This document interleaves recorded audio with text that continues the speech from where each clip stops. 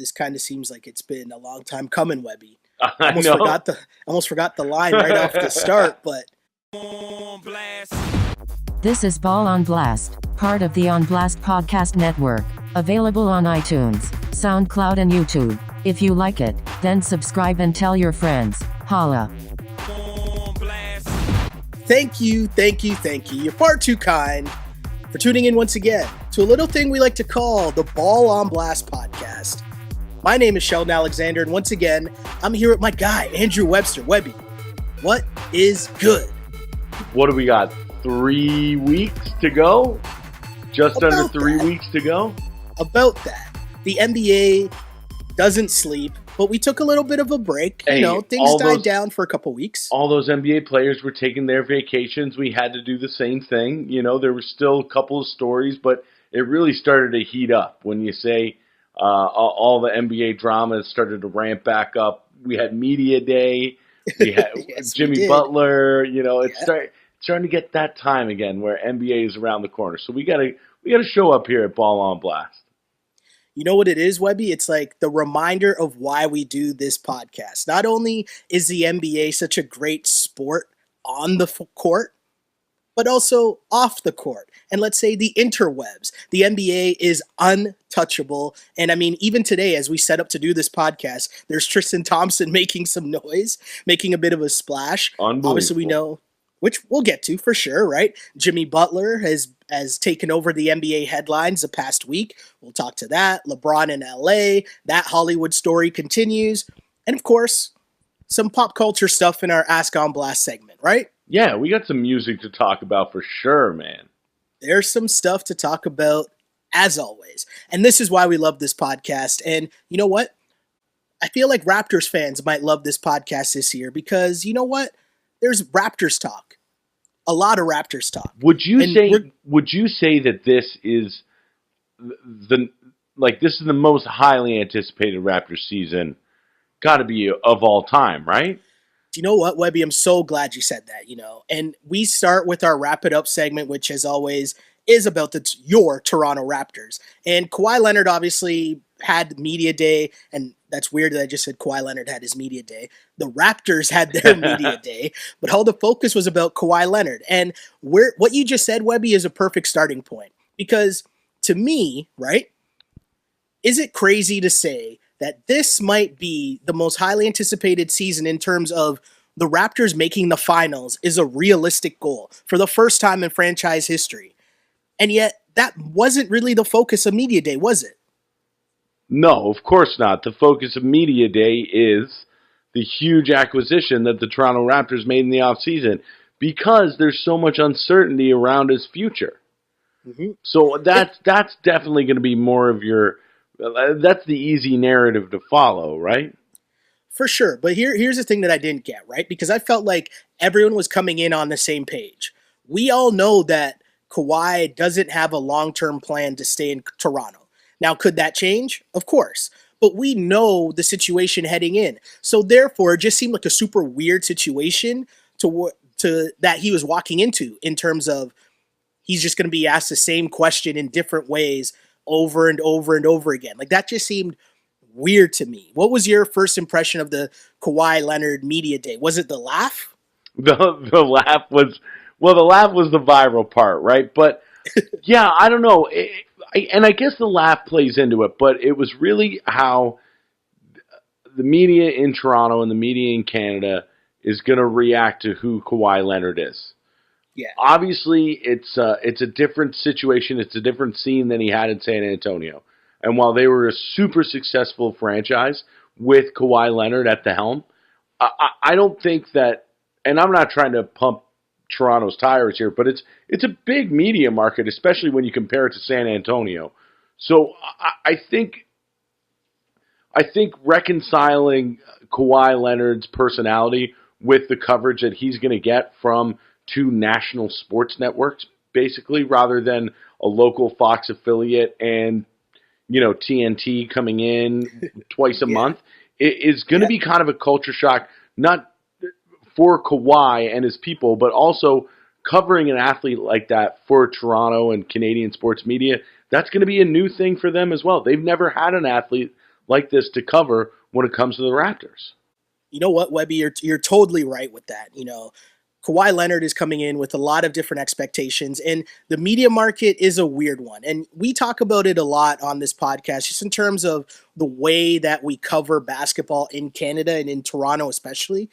But this was super weird. And I'm not just going to blame the Toronto media with this factor, because on the one hand, if you went online, you saw that the laugh was everywhere, right? And so everyone's kind of to blame for this standpoint, because to me, the one reason it was weird was heading in, Kawhi doesn't show any emotion. Kawhi never smiles. Kawhi never does this. And then the very first question he gets, he laughs, now albeit awkwardly, but that becomes like the viral moment. And I feel like we didn't really give him a chance to acknowledge just how awkward the situation was that he was stepping into, right? Like, it's your first media day.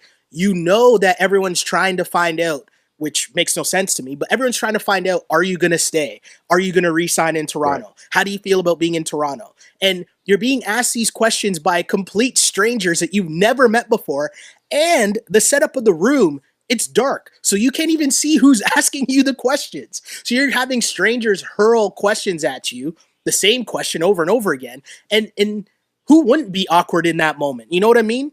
Like, that was just a weird situation altogether. No, yeah, and you're absolutely right. But it kind of goes into what I was saying, too, that this is a foreign situation for him. Because, listen, as much as success as the Spurs had, their media days were never a circus like this.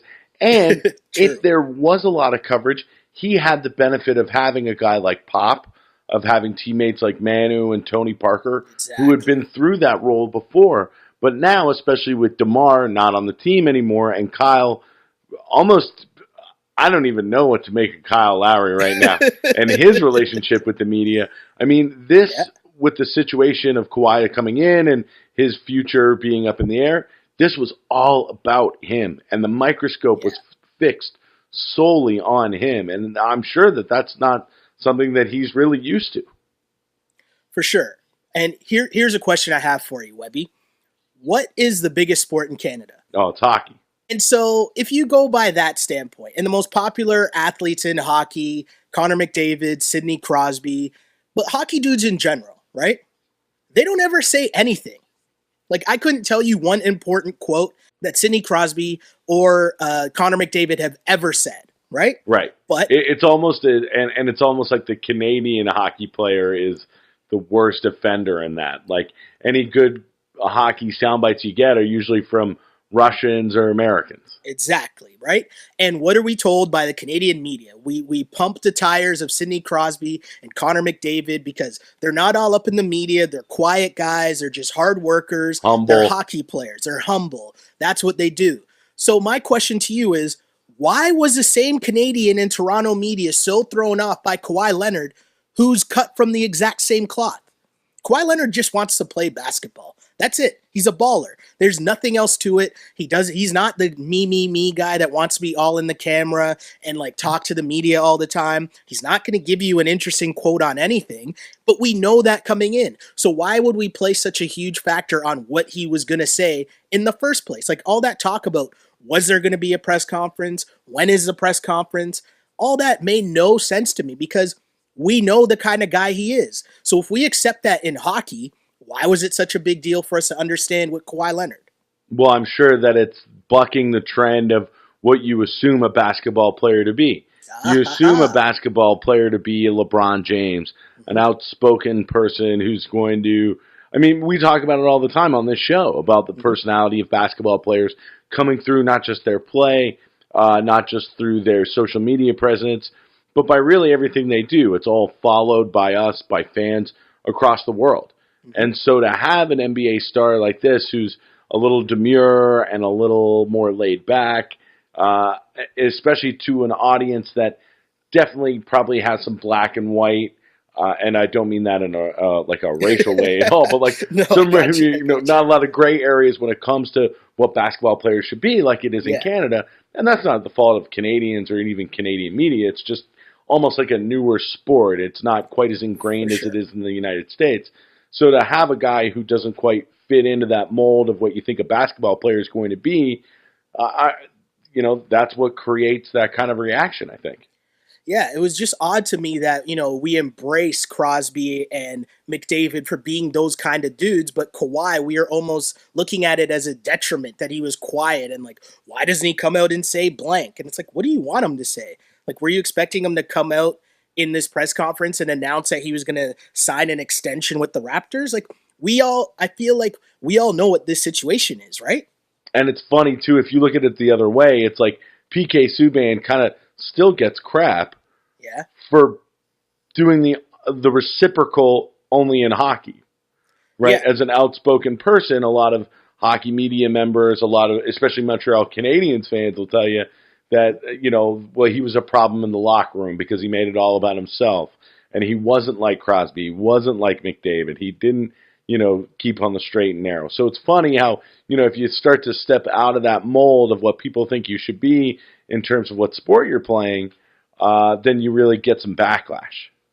And you know what's funny about this whole thing? We talked about this last season and even in the podcast we did just after the Kawhi Leonard trade, right? And one of the biggest themes that we kept bringing up was for Toronto Raptors fans and media alike to have better expectations for what their team and what their city is, right? And there was a lot of insecurity about, oh, well, we don't like Kawhi because he doesn't want to stay here. Why doesn't he want to stay here? This, that, and it's like, relax. Play out the season. Yeah. Trust in, and I don't want to say trust the process because that's been co-opted by the Sixers. Co-opted, but you know what I mean? Created by Sam Hinkie. Well, trust in your organization and the blueprint that you're building, right? And we've been stressing that for how long now? And to me, the biggest thing to come out of Raptors Media Day was the quotes from Masai Ujiri, right? Because after maybe the 8th time of someone asking basically the same question to Kawhi and Danny Green about the city of Toronto, and, like, I love that Masai just stepped in and he was like, the narrative, I'm going to read this quote because I thought it was super important for people that missed it. And instead of the stupid laugh that took up most of the headlines, I feel like this Masai quote should have been the actual takeaway from Media Day. But I'm going to read the quote now. He said, and I'm going to emphasize too, he interjected to make sure, like he was just fed up by the questioning. But he said, quote, "The narrative of not wanting to come to this city is gone. I think that's old and we should move past that.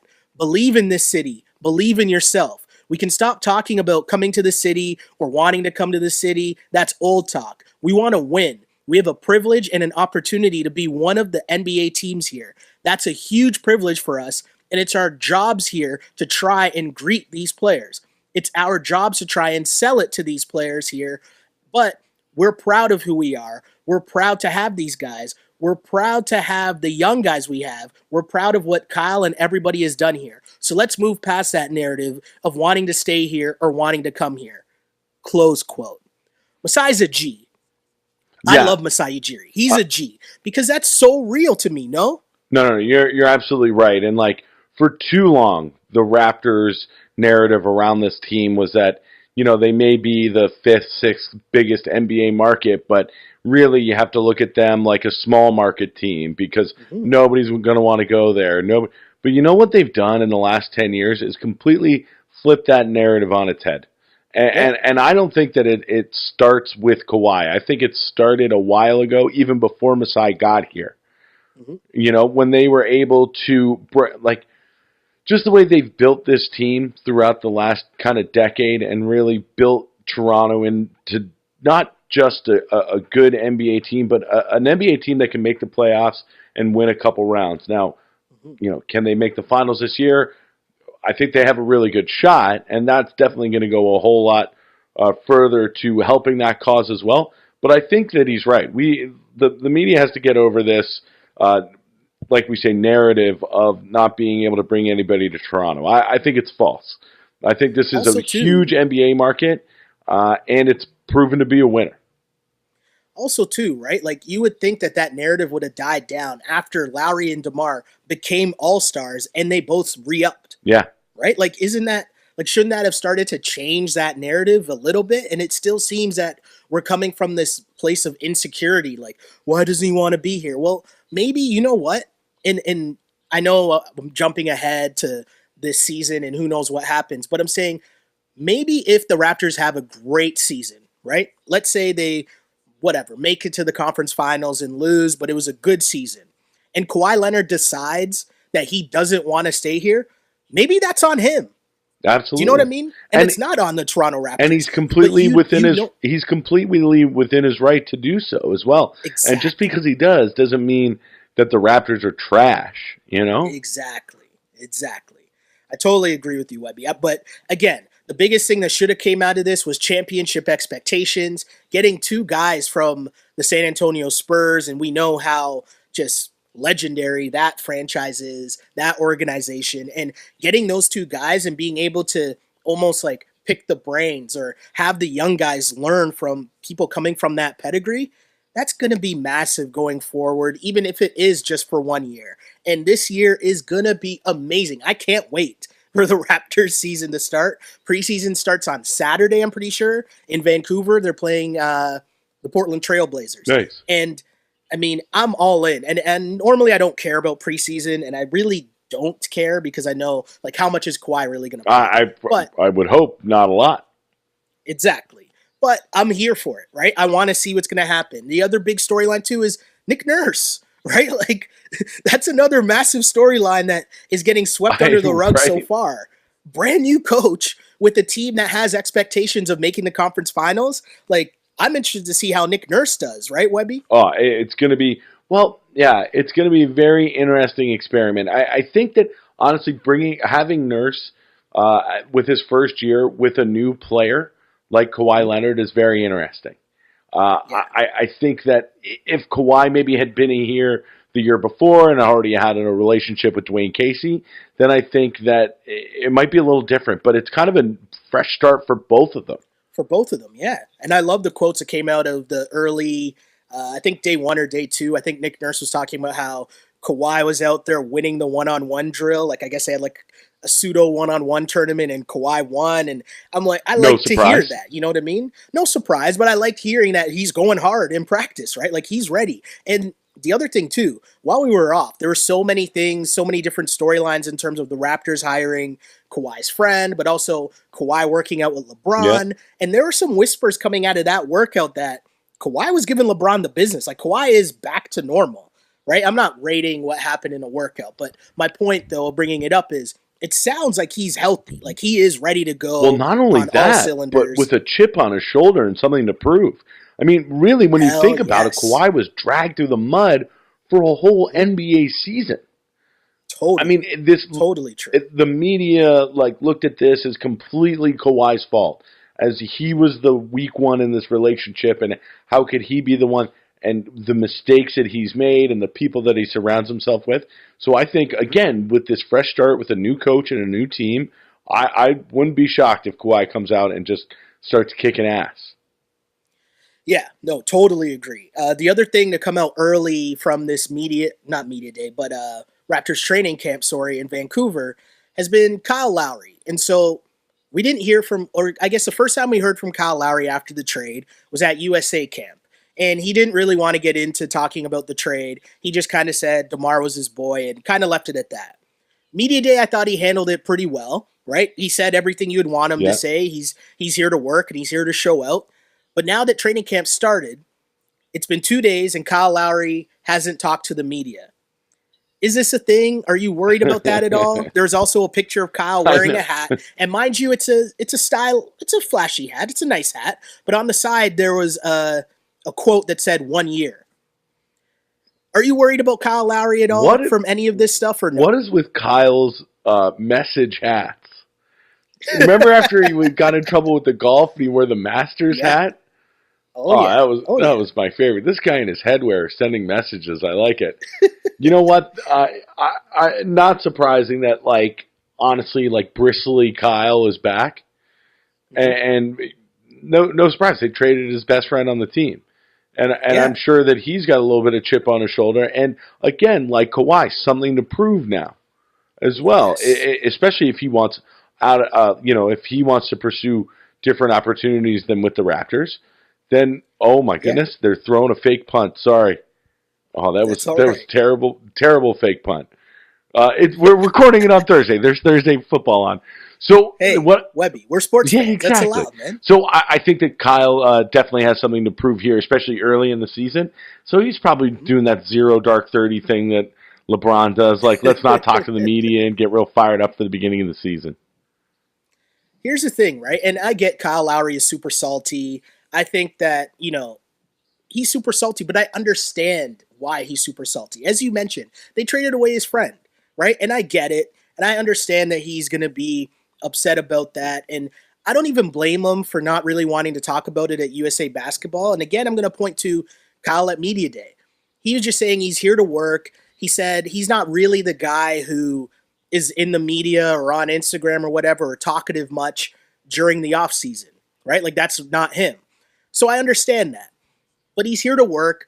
Kyle's going to ball. And plus he knows, like, they have Fred and DeLon behind him, so it's not like he can slack. Like, they don't have to play Kyle Lowry. You know what I mean? Like, there's guys behind him to push him, and he's a pit bull. He's going to ball. Like, that's just Kyle Lowry, And I'm not going to be mad at him for being upset they traded DeMar DeRozan. I'm not going to be mad at him for that. He's human. And if we want guys to be real and be honest, but then that's only based off if we agree with their opinion. Do you know what I mean? Like, that's not really fair. Do you understand what I'm saying? Like, if we want him to be honest and he's giving you honesty, what more do you want? And him not talking to the media at training camp, I get it, man. Like, you can only be asked the same question so many different times, right? Like, how's it playing with Kawhi? You know what I mean? Like, what's the chemistry been like? How different is it playing with Kawhi than playing with DeMar? Like, the same question the media is going to ask you every single time. So, to be honest, I don't mind if he doesn't talk. No, like I say, not that I would rather him not talk, but him not talking shows me that there's no messing around. It's no jokes or anything. He's coming. It's business. Yeah, it's business time. Also, too, I come from the school of, hey, if you ball, you can do whatever you want. Right? That's it. Ball out. If you ball, do whatever you want. And so if I'm okay with Kawhi coming here and not talking and Kawhi's going to ball, then I have to have the same rules for Kyle Lowry, right? 100%. And, who's going to be the leader of the team, who's the guy in the locker room, all that stuff we don't really know anyways. We don't know if Kyle and DeMar were these great leaders inside the locker room. We don't know that. Right? So going forward, does Kyle now have to be the guy in the room because DeMar's not there? Well, again, we don't know that. Leaders will emerge. There's still a lot of good vets on this team. You got CJ Miles, who had some pretty good quotes today when he was talking about just the whole Lowry and DeRozan situation, which I thought was pretty interesting, right? Like, he was just talking about Kyle being a professional, and he's not worried about Kyle. Kyle's going to be on the court and give it his all. Like, as you like to bring up all the time, that's that Philly mentality, right? He's going to go hard.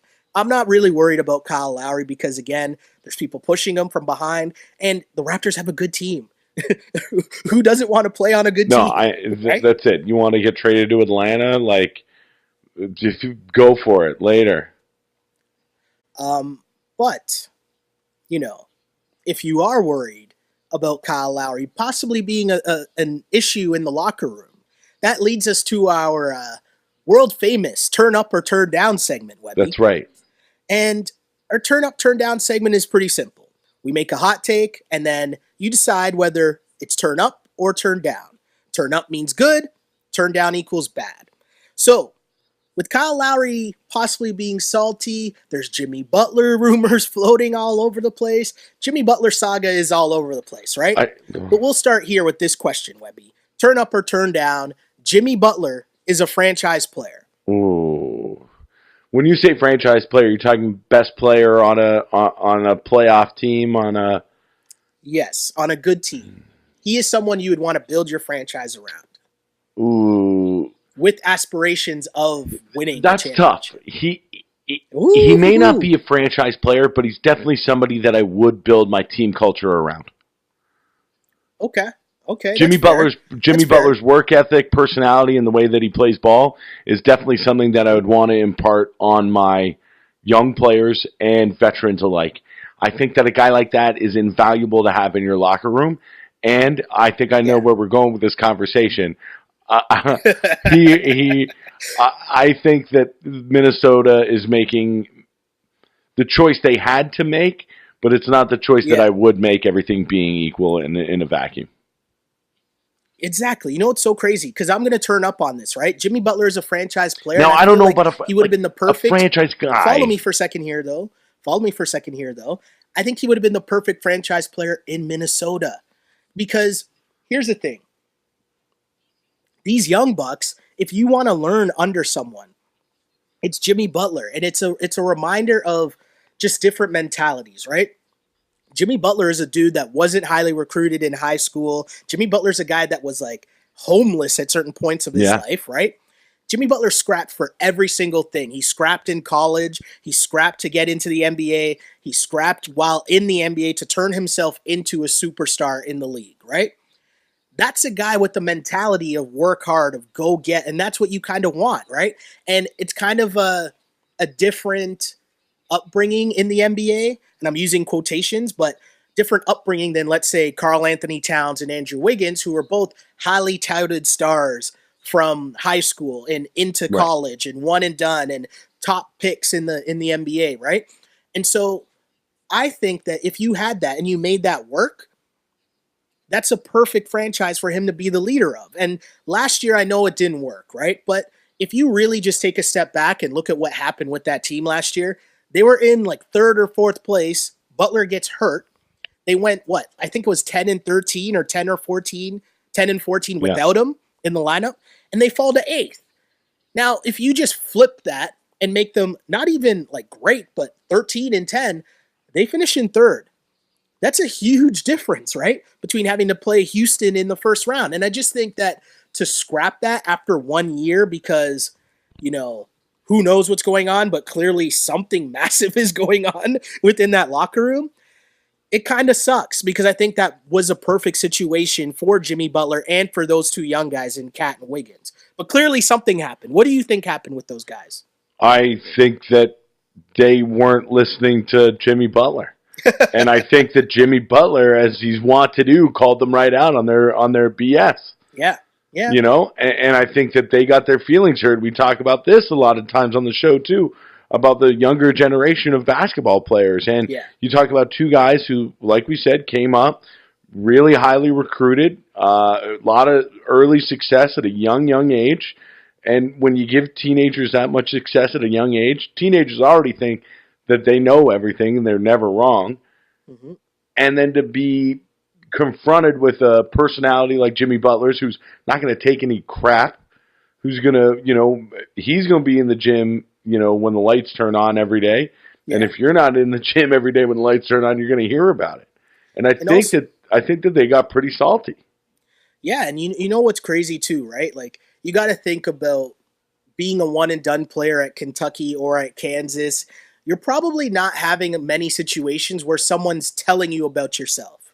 Yeah, you know what I mean? Exactly. Someone to counter you and go hard. Like, hey, Calipari might be one of the greatest recruiters of all time, but his coaching might be a little different. You know what I'm saying?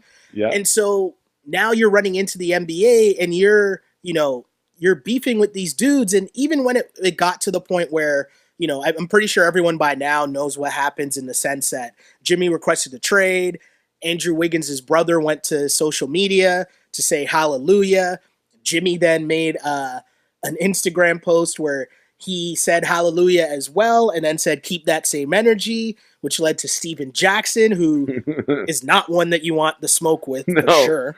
And Steven Jackson was smoking during the speaking of keeping that smoke. It was amazing. It was so good. But just the way that played out with Wiggins and his brother going back at Steven Jackson, it was just kind of weird to me, right? Because Steven Jackson is a dude that he's a vet, and like at a certain point, I know you might not have liked the way that he delivered the message, but I think the message was something he needed to take in, right? And the way that you went back at him in terms of trying to tear down his career just seemed kind of weird. Like, it didn't seem like it was something that was smart, but also as someone on Twitter pointed out, Andrew Wiggins trying to start an online beef with, of all people, Steven Jackson just shows he has bad shot selection off the court as well, which was just a genius tweet, which was hilarious.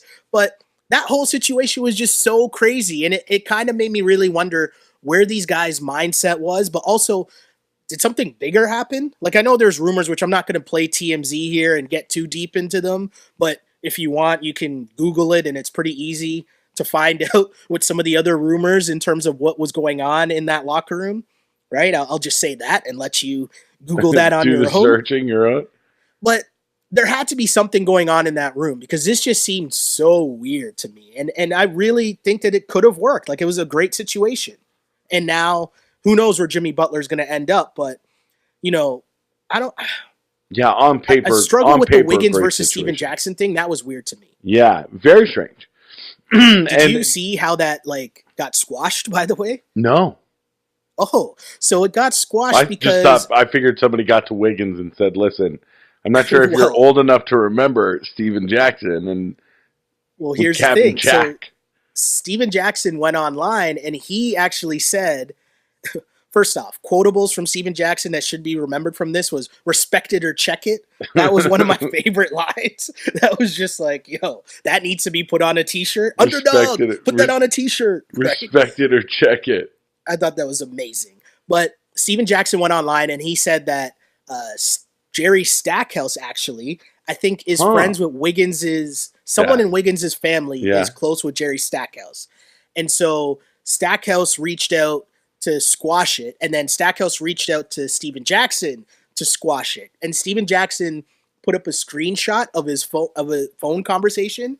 And I'm going to credit Bomani Jones with this, but he's just like, as further proof that Steven Jackson is not someone that you want to mess with, we also know that Jerry Stackhouse is not someone you want to mess with. And Steven Jackson had Jerry Stackhouse in his phone as OG Stackhouse, right? That's like, that's real, recognized real right there, right? Exactly, right? Just people you do not want that smoke with. So I love seeing that Stack reached out to be like, listen, we got to cut this noise right now because that's not a good look for anybody involved. That's it. Those are two guys who probably have some amazing stories too. Oh, man. Talk about people that should have a podcast. Yes. Man, I would just story time with Steven Jackson would be the greatest thing ever. That's with guest host or with guest star Jerry Stackhouse. Right? But I'd be in on that. And the other thing too, I mean, it brought back the footage of the Malice at the Palace, right? And just a reminder that, yo, my guy saw a fight in the stands and just started laying out fans in the stands. I don't think that's a guy you want to be calling out and telling keep that same energy to. Like, he will have that same energy. What are we talking about here, right? The other thing, my favorite part about this whole thing was Wiggins putting up the post and then taking it down, clarifying that this is about Steven Jackson. It's like, oh, young fella. Oh, no. Young fella.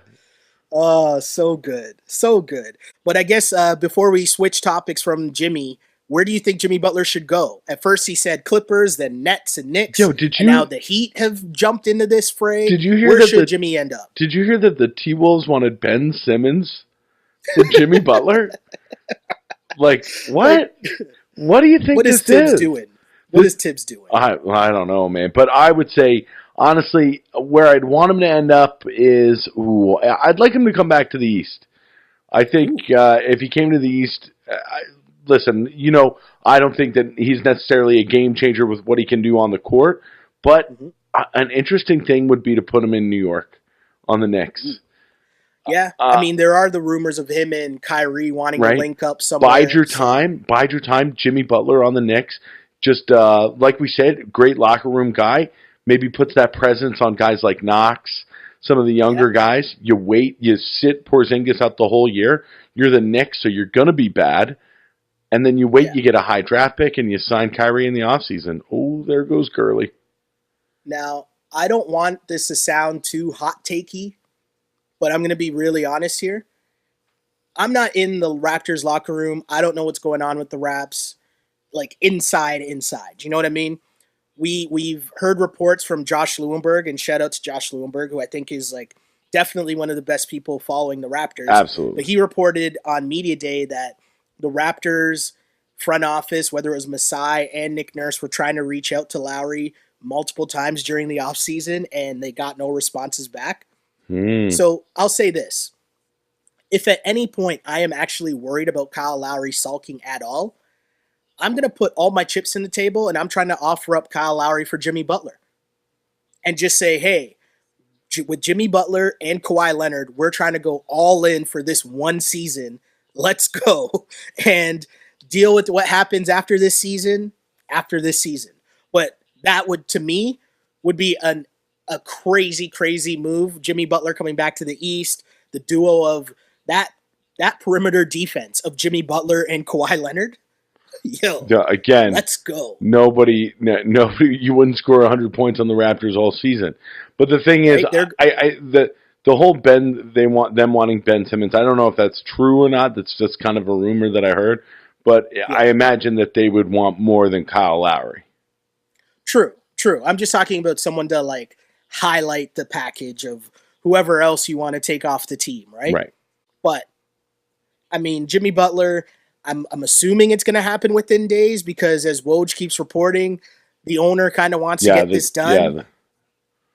And at the same point, I feel like Woj is really applying the pressure from the Jimmy Butler side to kind of speed this whole process up. So a trade should happen. Hey, maybe by the time people are listening to this, maybe the trade already happens. But speaking of the Eastern Conference, Webby, we move on to our next turn up or turn down segment.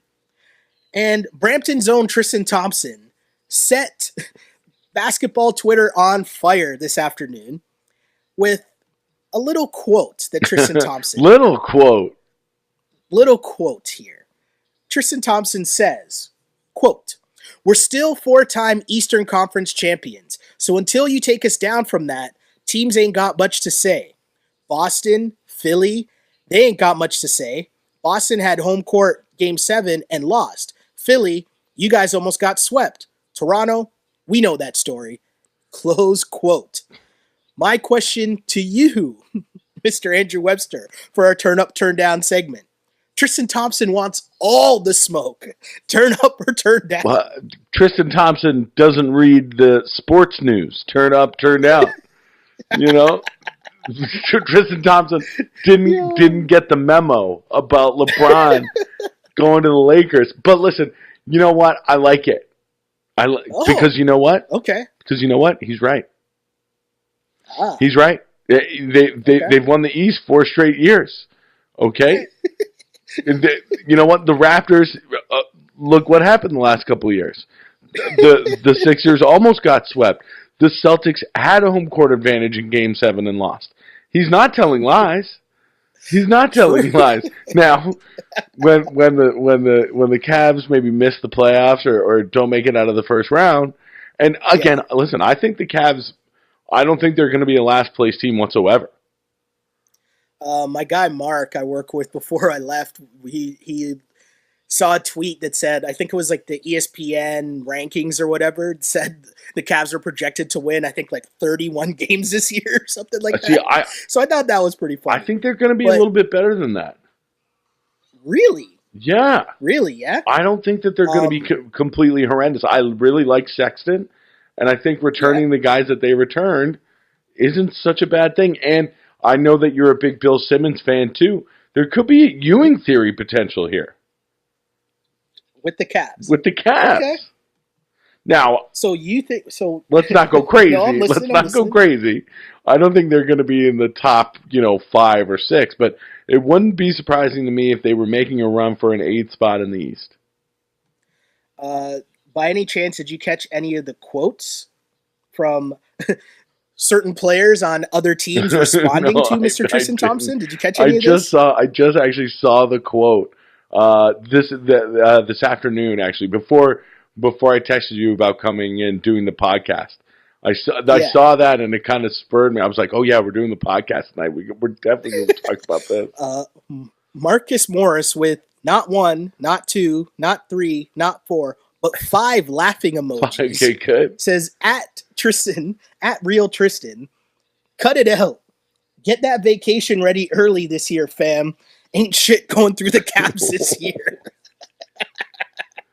We know the Morris twins want the smoke. Always, for sure. Always. They'll catch you outside the gym.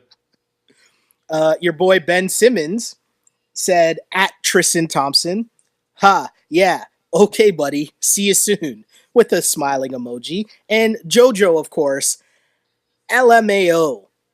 Real Tristan, boy, if you don't.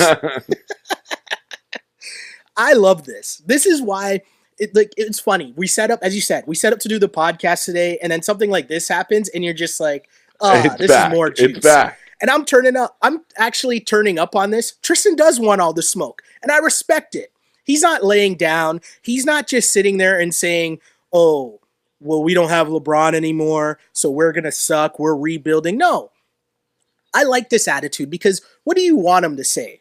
Yeah, right? exactly. That's what you want them to still think that they can do. What do you want them to say? You want them to say, "Yeah, we're rolling over this year. We know we don't have LeBron. Season's over." Hell no, man. You went to 4 straight finals. You're allowed to do this. I don't care if LeBron's not on the team. You earn these bragging rights. True. Not mad at Tristan for that one. I know he's getting crushed by everyone else on social media and basketball Twitter, but you know what? I rep Tristan for this one because it's just it's entertaining, but it's also getting me hyped for the regular season. Let's go, right? I want to see what's going to go down with the Cavs, how Kevin Love responds.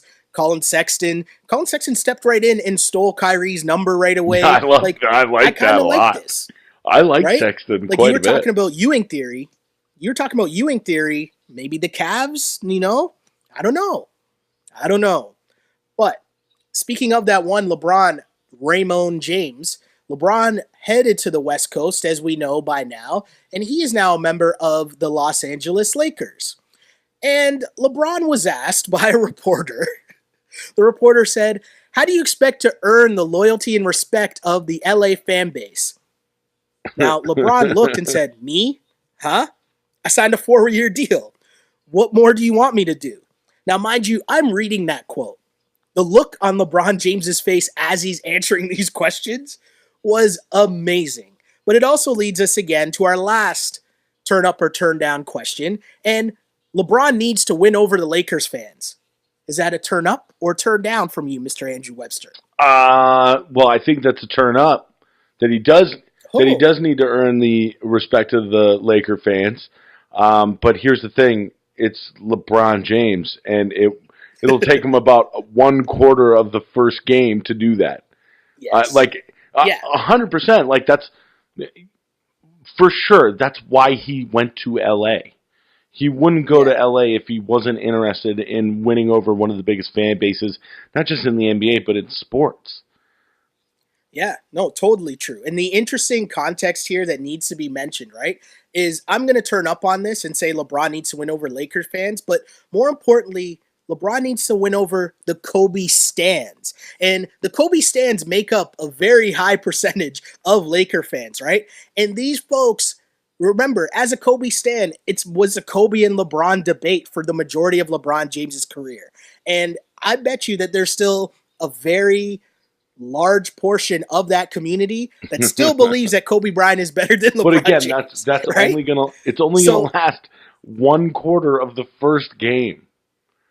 For sure. But I also feel like they're just waiting for the first sign of failure, however you deem failure, if it's not making it far in the playoffs or whatever, to jump on LeBron to say Kobe would have done blank.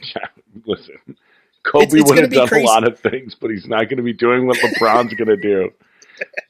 No, I totally agree with you. I just think it's amazing LeBron having to answer the question of, does he have to win over any fan base? Like only Laker fans would think to ask that question. No, unbelievable. Like where? But you want to talk? You want to talk about a crazy media day? Did you see the tweet that was the 2 different media days in LA? The Clippers media day and the Lakers media day. It shows you all you need to know, right? I did see that. It was pretty funny because something happened, like scheduling conflicts, and so the Clippers had to make theirs around the same time as the Lakers, and so LA media had to make a decision.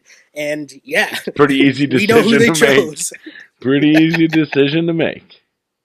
The other thing that's big in Lakerland that shouldn't be swept over is the fact that one Anthony Davis has signed. He switched agencies and is signed with Clutch Sports, which just happens to be the same agency that LeBron James is under and happens to be headed up by a best friend of LeBron James. Yeah, but right. Is there something we should read into this, Mr. Webster? No, because just as LeBron says, right, he has no stake in Clutch Sports whatsoever. Isn't that what he says? Yes. No stake Okay, at all. There's nothing to read in here at all, other than just Anthony like Davis to the Lakers. Who knows? just other than all the tweets that I saw of Anthony Davis photoshopped in a Lakers uniform next to LeBron. So my only question is, does this happen during this year, or does it happen next year? Depends on the start the Lakers get off to. And the start that the Pelicans get off to as well. Also true. And in the tough West, it could be tough sledding for the Pelicans this year. So, I mean, that'll be super interesting. Again, everything about the NBA and especially LeBron going to LA. Figure this out, Webby. And you know what? Maybe you are the perfect person to have this conversation with. Because at the end of the day, Webby, you know what I was thinking about? The fact of West Coast basketball. Okay? I've been trying to wake up mad early because there's a lot of things on the go. You know, we got a lot of different On Blast content going on. And so I'm up early doing work before I go to work on the Tim and Tid show that I work on, right? Yeah. So I've been trying to go to bed a lot earlier. And it's been working. It's been all right. You know, I'm up now at like that's gonna end. 7:30. West Coast basketball. How am I going to survive this? I know. I feel like I need to watch every Laker game. Listen. Like, this world's smallest violin is playing just for you. You're not working. You're not on this 9 to 5 grind. All right. I have to get up early, but I like. It's going to be a lot of like 1/2 of Laker games. It's going to be a lot of that, unless they're playing somebody good, and then I might throw the headphones in and see if I can sneak the laptop into bed with the wife. but it's going to be a tough one, man. Let me tell you. But you know what? I'm already preparing myself for it with football being back. Because Monday nights and Thursday nights, you know, I stay up a little later because I want to watch games. But, I mean, with the NBA, as you know, it's every damn night. Woo, can't wait. I know I've been saying that. Maybe that'll be the title of this podcast. Can't wait. Oh, can't wait. Can't with little Bart Scott. Something like that. I don't know. I'll figure that out.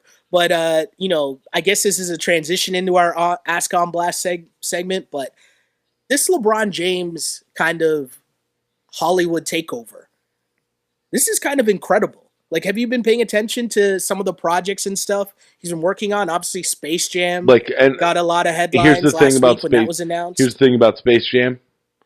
Not a good movie. Putting that one out there. But you want hot takes? There's my hot take for you. Not a good movie. But yeah, no. But again, like...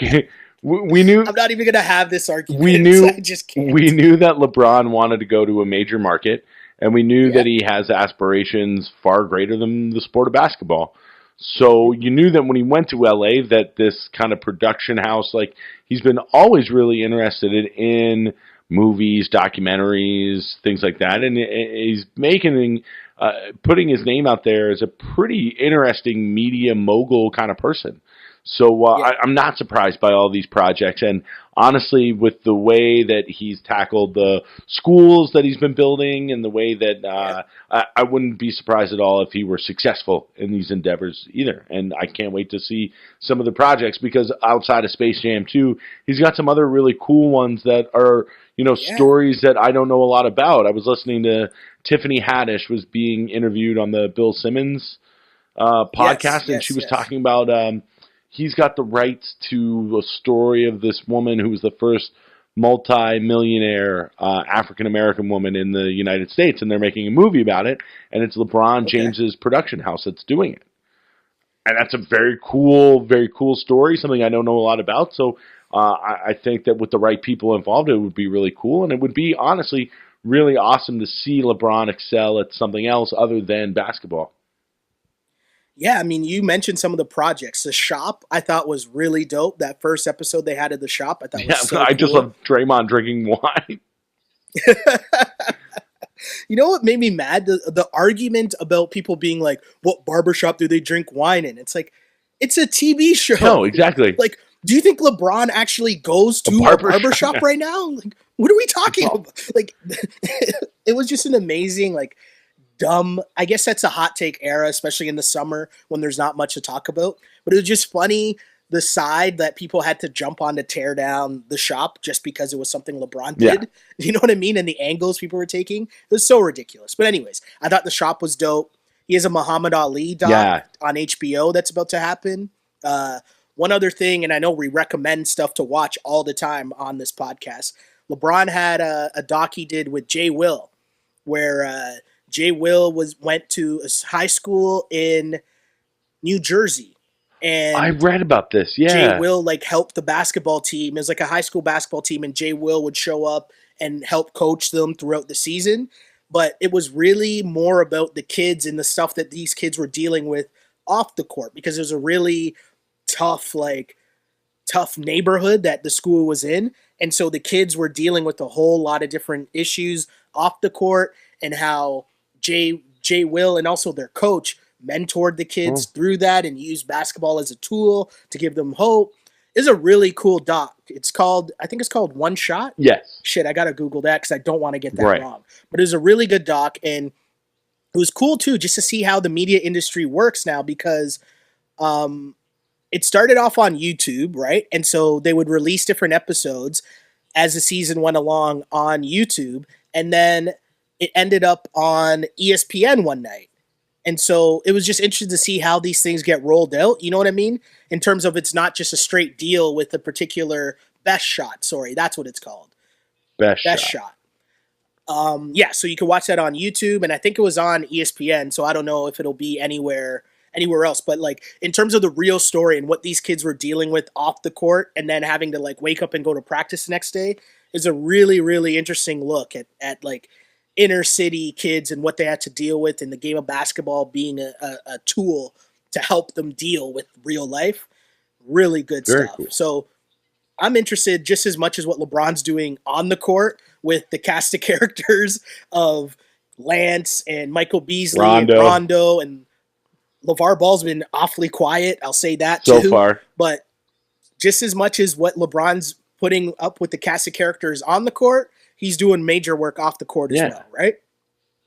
I guess we'll wrap with our Ask on Blast segment, which, we take questions from our listeners. And this week we got a question from Sean, and Sean asks, which album are you looking forward to the most? Lil Wayne's A Carter V or Kanye's Yandi? Sorry. Oh. Why am I mispronouncing that? Or Kanye's Yandi? Come on. There's no question about it. You're going to tell me I'm going to get another Kanye West album in the same year? Did you like the first Kanye West album that came out? Didn't love all of it, but again, I thought it really grew on me the more I listened to it. But honestly, now that the weather's getting a little bit colder, I think it might be a good cold weather album. That's my. Is it because it's like super dark and depressing? Yeah, exactly. When it starts to get darker out earlier and earlier, I'm definitely going to be throwing it on. Definitely going to be throwing on Ghost Town on all the time. Like, it's one of my favorite tracks. That and Ratchet Birthday Party, which we've already talked about, are like two of my low-key favorite songs of the year. But the thing about Carter V is that I'm not that excited about it. Like Wayne, listen, Wheezy's awesome. One of the best rappers, like, really of our generation. Like, you and I grew up around, we were about the same age. We grew up around the same, and he, like, the impact that he had in hip-hop, especially with the mixtapes and mixtape culture that started to happen when we were in, like, junior high, high school. When his mixtapes were really, dedication mixtapes were dropping, those were huge deals. But this seems like, I don't know, man, he's just going back to the well again. And after the disappointing Eminem album, too, it's just like, I don't want to hear these guys anymore. Give me more Sheck West, Okay. The thing with the Lil Wayne album, and the only sign of hope that I have for it, is that because this album has been anticipated and talked about for so long, I'm hoping that maybe he made it when he was still good.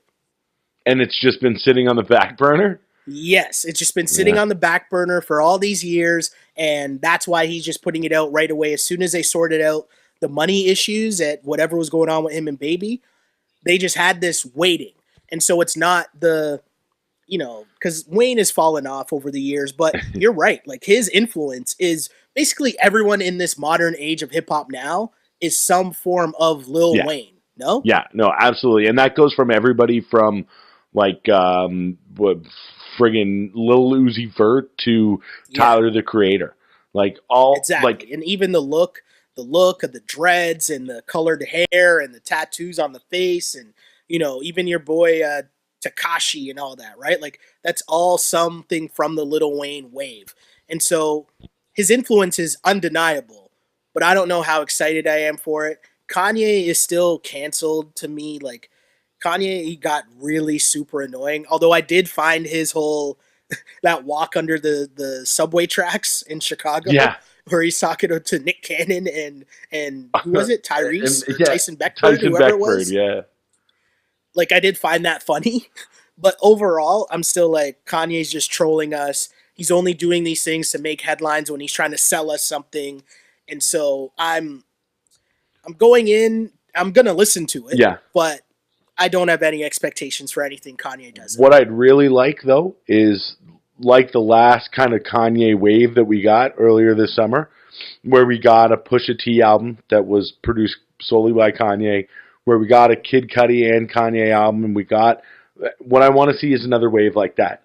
Not just necessarily a Kanye album, but I want to hear that Chance the Rapper album with Kanye.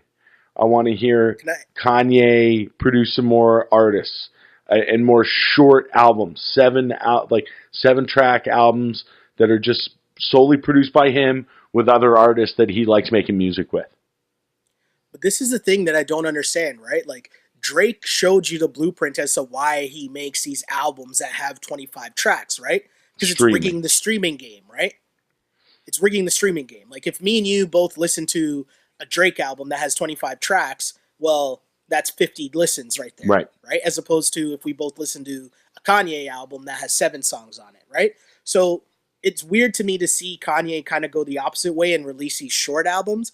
I don't know what this album is going to be. Maybe this album is going to be the actual album that he was supposed to put out before, because he came out in one of his interviews that he was recently doing where he said that album he did in 8 days. Yeah, he did it almost overnight. And let me tell you something, I can tell. Yeah, right? exactly. So who knows if this album that's about to drop on Saturday is the actual album that he should have put out, right? I don't know. But either way. Really interesting that it's coming out the day that he's going back to Saturday Night Live, too. Which tells me that is must-see TV, right? Because he's going to do something crazy to trend to lead into that album coming out, right? Yeah, absolutely. I guess one thing I want to ask you, though, Webby, do you have a song, like what was your favorite album of the summer? There were a lot of albums, as you mentioned, that came out. The Kanye rollout, Drake's album. There's a lot of stuff that came out this summer. Well, low-key, if you know, you know, Ratchet Birthday Party and Ghost Town are 3 probably my favorite songs. But, man, I'm such an old man. The last, couple weeks have been just strictly Mo Bamba on repeat. Okay. That song gets me so fired up. It's like back in the day, what was the Bone Crusher? Yeah. Never Scared or whatever. This Mo Bamba is firing me up, man. I have no idea who Sheck West is, where he comes from, but I just heard that song a couple of weeks ago, and I was like, what the fuck is that? And then I heard it again, and I was like, all right, I've got to figure out what this song is. And then finally I heard it for a third time, and I was like, finally with somebody, I was like, what is this? There's a 20-year-old kid that I work with. He's like, oh, man, this is Mo Bamba by Sheck West. I was like, I've never heard, I don't know, Mo Bamba, on the Magic? He's like, yo, it makes me want to put my fucking head through a wall. It's so good, man. It's awesome. You know, it's crazy. I was thinking of what's the song of the summer? And it's funny because I've had so many conversations about that Tyga song. And it's funny because that Joe Budden video that kind of went viral last week, where he's humming along the beat. And he's basically just tell me one thing that Tyga says on that track, and nobody can answer it. And it's so true. That song bumps, big right? Tune. But I can't tell you anything that he says on that because the beat is just so nice. And that is one of the songs of the summer for sure, right? It's so crazy. But, I mean, I almost feel bad because that's most music right now. Yeah. I don't want to sound like the old head that's hating on what these kids are doing because, hey, get yours, right? Yeah, that's right. I'm not Get hating. yours. Not mad at you, man. Get yours, Tyga. Not mad at you. That's it. Go on, Sheck West. Can't wait for your second album. I don't even know if you have a first album, but shit, just keep making 14 tracks of Mo Bamba. I'm down. Hey, and you know what? If Mo Bamba puts in work while listening to Mo Oh my Bamba, God. maybe he'll be on the On Blast podcast, and we'll talk about it at some point. No? I'm just so sad that, again, I'm not voicing highlights because I'd be talking about Colin Hose every time Mo Bamba did anything. That'd be so good. That'd be so good, Webby. Well, you know what? I guess we'll just have to settle for another conversation on the Ball on Blast podcast next week. Oh, absolutely. It's a date, brother. Absolutely. I'm Oh, sure, Webby, listen, in the next 7 days, something fucking crazy is going to happen in the NBA that we're going to have to reconvene and talk about it. Well, I assume Jimmy Butler's going to get traded within the next week. The next time we talk, we'll have Hopefully some not for preseason Ben games. Simmons. Exactly. We'll have some preseason games to talk about. We'll Yes. see. We'll get our first look at Kawhi in a Raps Oh jersey. my You know, God. there'll be stuff to talk about. LeBron will be sitting out preseason because 100%. he's not about that preseason life. Come on, man. Yo, the other thing was the one that I hate to talk about the tweets, but dude, just seeing LeBron in that media day picture with Ingram, Lonzo, and Kuzma, and who was the other young guy? I was just like, yo, this is like me when I show up to a high school party. Just trying to. Hello, fellow kids. Too funny, man. That's amazing. That's amazing. Webby, now that football season's in full swing, basketball season's about to start, I know your Twitter game is on fuego, but where can the people find you if they want to contact you and talk some shit? Well, first of all, we got to big up your NFL picks every week on the On Blast blog because you're doing pretty good this season so far, right? Well, I'm hovering at the 500 mark. You know what? Week 2 took me out, but I heard week 2 took out everybody. Yeah, you had a good week 1 though. You're on fire. On fire, trying to maintain. I had the Rams tonight. How are the Rams doing? Up 10. We're in the fourth 10. quarter. I'll take that. That's a cover. Okay. And then what do you tweet out your picks too, or you tweet out a link to the? Yeah, I'll tweet out a link. Normally the picks are up sometime Friday afternoon. So picks are normally up by Friday afternoon, but for sure sometime over the weekend. It depends, man. Now that Ball on Blast is back, depends. The schedule gets a little hectic, but you still got to get those picks in.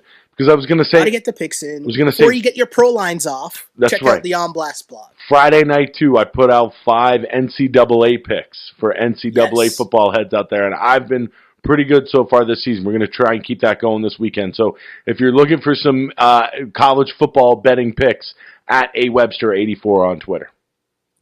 That is dope, my friend. And yes, you mentioned the On Blast blog. Lots going on over there. Ball on Blast is obviously back. We got the football picks. Also, the You Killed It podcast. The challenge is blowing. back. You are blowing up that podcast. What are you at now? Like top 20 reality show podcasts or something? We've hit into, so in the TV section, in the TV section on iTunes, we've hit into the 30s, top 30. That's so amazing. That's pretty cool. SoundCloud, we're all right, man. We're getting some numbers on the SoundCloud, and I feel kind of like a SoundCloud rapper about to blow. Yo, that's you know what that is? That's an On Blast. That's an On Blast brand right there. Exactly, right? Things are going. So a lot of stuff going on, and if you want to check any of it out, of course, you can find me on Twitter at Shell Alexander, on Instagram at Sheldon Alexander, YouTube content. Shout out to the YouTube listeners. Yes, man. I bumped into Buddy again on the street that asked me when the podcast. No way, the guy at Starbucks. Yeah. Yes, saw him again. So shout out to the YouTube listeners. Big time. Like and subscribe. Tell your friends. Keep following. I'll try to get more videos up and out there. And you know what, Webby? This was great to be back, man. I'm super excited for this. Glad we could do this again. And we will have this again for season 2 of the Ball on Blast podcast. Of course, you know what? A new way to end it this year, Webby. You know why?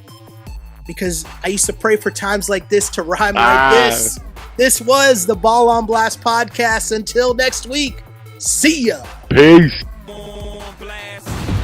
This is Ball on Blast, part of the On Blast Podcast Network, available on iTunes, SoundCloud, and YouTube. If you like it, then subscribe and tell your friends. Holla.